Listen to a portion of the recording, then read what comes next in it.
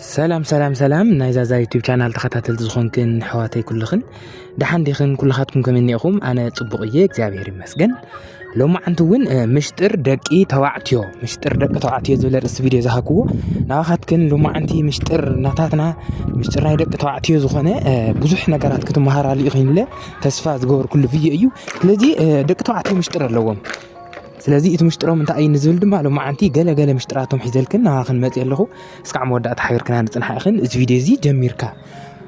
ምግዳፍ ስለዘይ ይከኣል ነዚ ቪድዮ እዚ ላይክ እናበልክን እስካዕ መወዳእታ ሓቢርክና ንጽንሒ ጽንሕና ኩልክም ደቂ ኣንስትዮ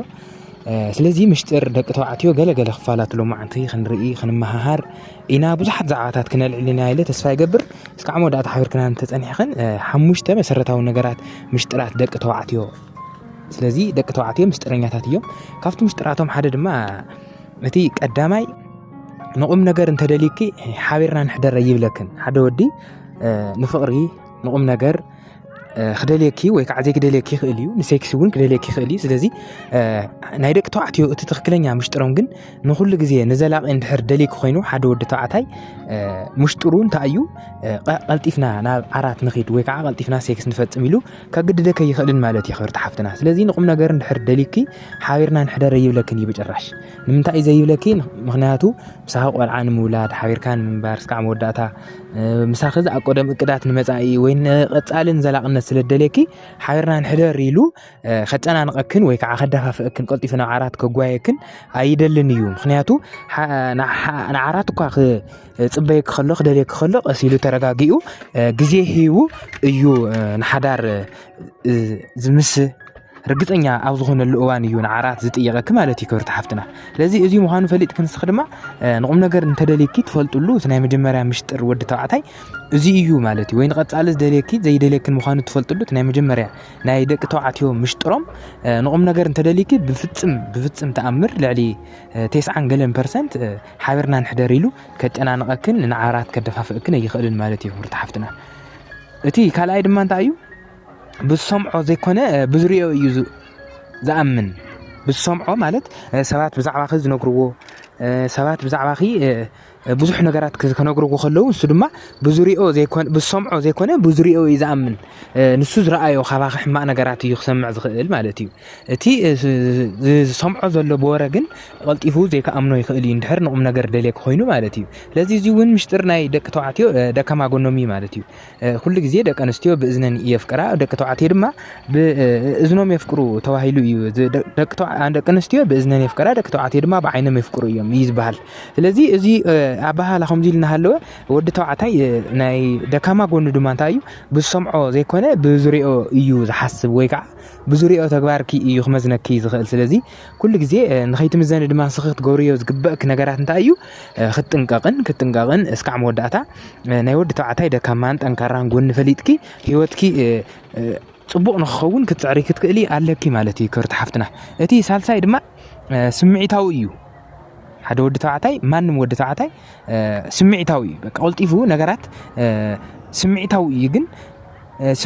ስምዒቱ ክትፈልጥሉ ወይ ከዓ ሰብ ክፈልጠሉ ኣይደልን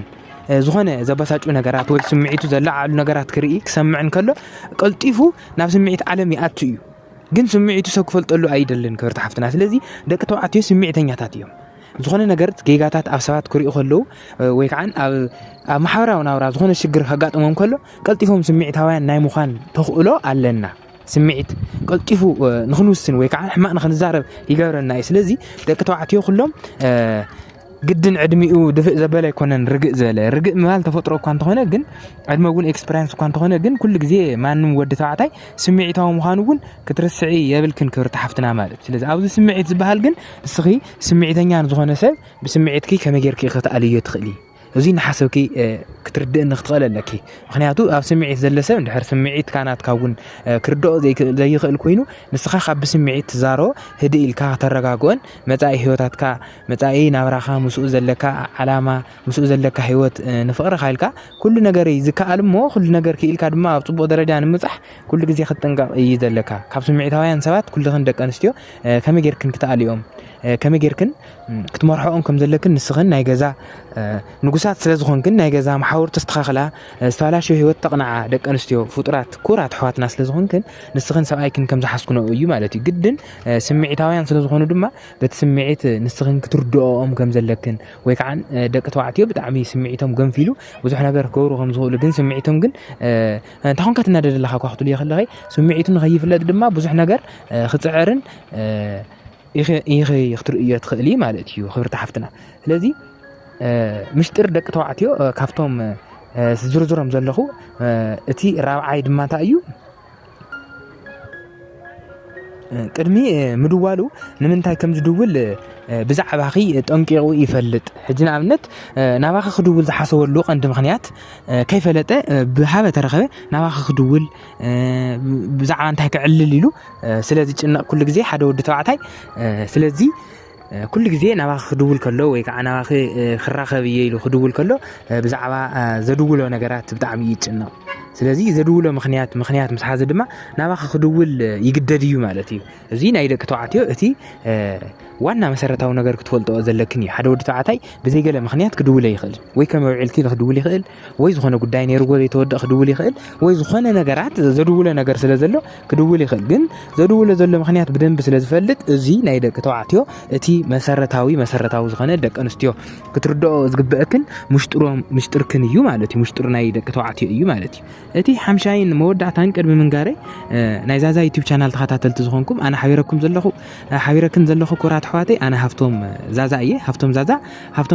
زازا بيتي ميديا مالتيو اسكع مودعتا حبيركناني لايك زي قرك ساعات تعليقن لايك ناقركن تبرات عن تخليقن اسكع مودعتا دما سبسكرايب ناقركن نج فيديو زي يطقم يلكن دحر حسيبكن كوينكن كالوت دق انستيو خماحاتكن سمعوا اخريو እዚ ቪድዮ እዚ ክበፅሕን ድሕር ደልያኹምክን ሼር ናበልክን ክተበራት عن تخليقن كوراتن حواتي እቲ ሓምሻይን ናይ መወዳእታን ድማ ናይ بحقን ተፍቂርኪ ዝኾነ ምኽንያት ኣየምኽንን حجين دق توعتيو زغنا مخنيات نفكر عقال زغنا مخنيات أين مخنن كل نجار بنات دليتن كنجور إنا ندلي مالتيو زين تاي مالتيو نفكر عقال عدل نوعنا نفكر عقال أدوانتج نوعنا مالتيو نزين نفكر عن تخينا جن كل جزية وين نعرات راح ندلي عن تخينا جن نفتنا بالله نفتي ناي عرات زوس دنا كنتاتنا نفتنا مالتيو ندحر نتاقوال بتخكلني عن دلي خينا جن مخنيات أين فترن مالتي سلازي مخنيات زفطرو دك توعتين دحر كوينم اتيوم تخكلنيات تيكونون مالتي سلازي مشتر دك توعتي ازيو انتم تخكلنيا حنتو قال زفكرو ويكع كم نوسم زريو وين قطع زحسوا مخنيات أي فطرون تجاجيا زخنة نجار كستات تجاتي مواوي زخنة تتألم كاو زخنة ورا كخمة تخلى نتورة قلت فيهم ذيك أمنو خليه مخنياتون تفقري لهم نساي تجبرني لهم سلازة أمنو قد تازوس دوغو سقوم تتعي يا أمنا أييو سلازي ود نايدك توعتيو تي مشتراتهم زي مالتيو لازم نزع أمنو وسب قلت فيهم أمناتهم كقدلو أيدولين مالتيو لازم خمس مخنيات سلازخنة خلاهاتكن نايزازا يوتيوب شانل تخاطر تزخنكن حموشته مسرتاو نجارات نايدك توعتي مشتري أنا لو زبل لو معنا خاتكن حزلكم متينيره اسكعمو داتا حبركنا نسلت أنا حمت عمي زي مسجن نزيد زي قاريتكم زوج